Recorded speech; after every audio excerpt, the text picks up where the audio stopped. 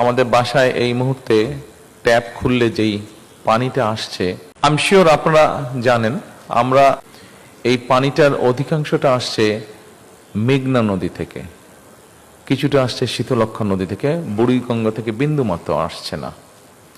কেন আসছে না? বুড়িগঙ্গার পানিটা, বুড়িগঙ্গা কিন্তু সবচেয়ে কাছের নদী আমাদের ঢাকা শহরের, কিন্তু আসছে না বিভিন্নভাবে। যেই গুলশান লেক যেভাবে নষ্ট হচ্ছে বা নষ্ট হয়ে যাচ্ছে, যে কারণে এখানে আমরা যেটা শুনেছি সেই কারণ আছে। এছাড়াও বুড়িগঙ্গার আশেপাশে বিভিন্ন মিল, ফ্যাক্টরি, ইন্ডাস্ট্রির যে গার্বেজগুলো আছে বা ডিব্রিজগুলো আছে বা ময়লাগুলো আছে, এগুলো সব গিয়ে পড়ে পড়ে বুড়িগঙ্গা নদীর পানিটা একদম পয়জন হয়ে গিয়েছে। আপনারা নিশ্চয়ই প্রায় প্রত্যেকেই কম বেশি দেখেছেন বুড়িগঙ্গা নদী, পানিটা একদম কালো হয়ে গিয়েছে। এবং আমি একজন এই ব্যাপারে এক্সপার্টিস আছে, বেশ কিছুদিন আগে কথা বলছিলাম, তা আমি তখন ওনাকে বললাম, জিজ্ঞেস করলাম যে কিভাবে সমস্যাটার সমাধান করা যায়। পাশ দিয়ে গেলে খুব ভালো স্মেলও হয় না বুড়িগঙ্গা নদীর পানি থেকে। তো ভদ্রলোক তখন আমাকে বললেন যে অ্যাটলিস্ট টেকনোলজি আছে, কিন্তু অ্যাটলিস্ট 2 মিটার করে নদীর রিভার বেডের মাটি 2 মিটার করে সরিয়ে ফেলতে হবে। 2 মিটার মানে প্রায় 6 feet. It is possible, very costly, but it is possible. এটি করা সম্ভব। অর্থাৎ আমি এখানে মূল যেটা কথা বলতেছি যে পানিটা পলিউট হয়ে গেছে, এক নম্বর এটা। দ্বিতীয়ত, শীতলক্ষ্যা নদী থেকে মোটামুটি ভাবে ঢাকা শহরের অর্ধেকের মতন পানি আসছে। এই শীতলক্ষ্যা নদীর পানি অর্ধেকের মতন পানি নষ্ট, অর্ধেকের মতন আমরা ব্যবহার করতে পারছি।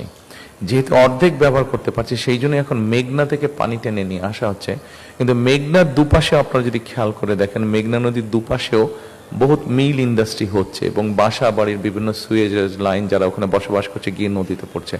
অর্থাৎ আমরা ধরে নিতে পারি হয়তো বা 15 থেকে 20 বছর এর মধ্যে যদি আমরা এই প্রবলেমগুলোকে অ্যাড্রেস না করি, তাহলে 15 থেকে 20 বছর পরে ঢাকা শহরে মানুষ পানি খেতে বোধহয় পারবে না। ব্যবহার তো বাদই দিলাম, পানি খাওয়া মুশকিল হয়ে যাবে। ট্যাপের থেকে নিয়ে পানি খাওয়া, ফুটিয়ে বলেন যে পানি পাওয়া যাবে না হয়তো।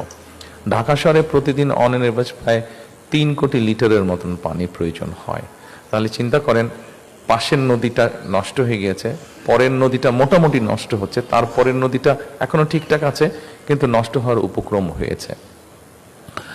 ট্রাফিক জ্যামের কথা বলেছেন, স্বাভাবিকভাবেই অনেক দিন পর দেশে এসেছি, কিন্তু দূর থেকে শুনেছিলাম অনেক কিছু, কিন্তু আসার পরে দেখলাম যে ভিন্ন কিছু। আপনারা এই দেশে ছিলেন, কি হয়েছে না হয়েছে আমি সেই তর্ক বিতর্ক গল্প যেতে চাই না।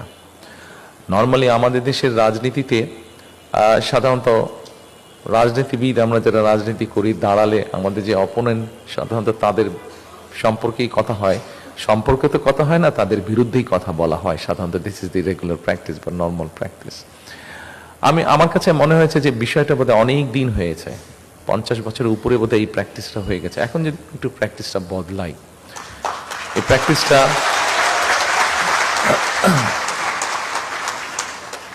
প্র্যাকটিসটা বদলানোর অর্থ এই যে আমি অন্তত পানি বা নদী নিয়ে যে কথা বললাম, আমার মনে হয় আস্তে আস্তে এই বিষয়গুলোতে যদি নিয়ে আমরা কথা বলি, এই সমস্যার সমাধান আমাদেরকে করতে হবে, পানির সমস্যার সমাধান।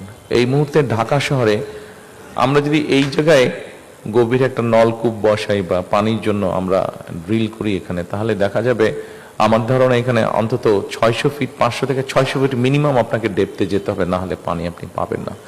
অর্থাৎ আমরা সেটি সেচের জন্যই হোক গ্রাম অঞ্চলে, সেটি ঢাকা শহরে আমরা নিজেদের ব্যবহারের পানির জন্যই হোক না কেন, আমরা আমাদের আন্ডারগ্রাউন্ড ওয়াটার লেভেল এমনভাবে আমরা ব্যবহার করছি যে পানির লেয়ার প্রতিদিন নিচে নেমে যাচ্ছে।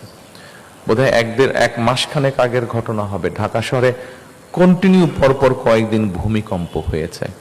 এখানে যারা আপনারা আজকে উপস্থিত আছেন, মোটামুটি সবাই আপনারা বিষয়টি নিশ্চয়ই, সেই কম্পনটা আপনারা অনুভব করেছেন যখন ভূমিকম্প হয়েছে, প্রায় প্রত্যেকে নিশ্চয়ই আপনারা।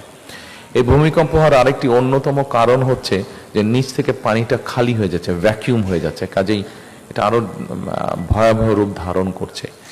এছাড়া আরেকটি সিরিয়াস প্রবলেম ইদানিং দেখা যায় না, বাট গ্রাম অঞ্চলের দিকে গেলে বা ঢাকা শহরের বাইরে গেলে, ঢাকা শহরে এই সমস্যাটা আছে, আর্সেনিকের একটি সমস্যা আছে। কাজেই এই যে আন্ডারগ্রাউন্ড ওয়াটার, পানি নিয়ে যেহেতু কথা বলছি, লেকের পানি নিয়ে এসছে কথা, বা পানি নিয়ে যেহেতু কথা বলছি, এই জন্যই আমি একটু লম্বা করছি বিষয়টা। অর্থাৎ এই যে আন্ডারগ্রাউন্ড ওয়াটার লেভেল, এটাকে যদি আমরা রিচার্জ করা আজকে থেকেও শুরু করি, অন্তত মিনিমাম নেক্সট 20 বছর লাগবে এটাকে মোটামুটি একটা সিচুয়েশনে আনতে আবার আগের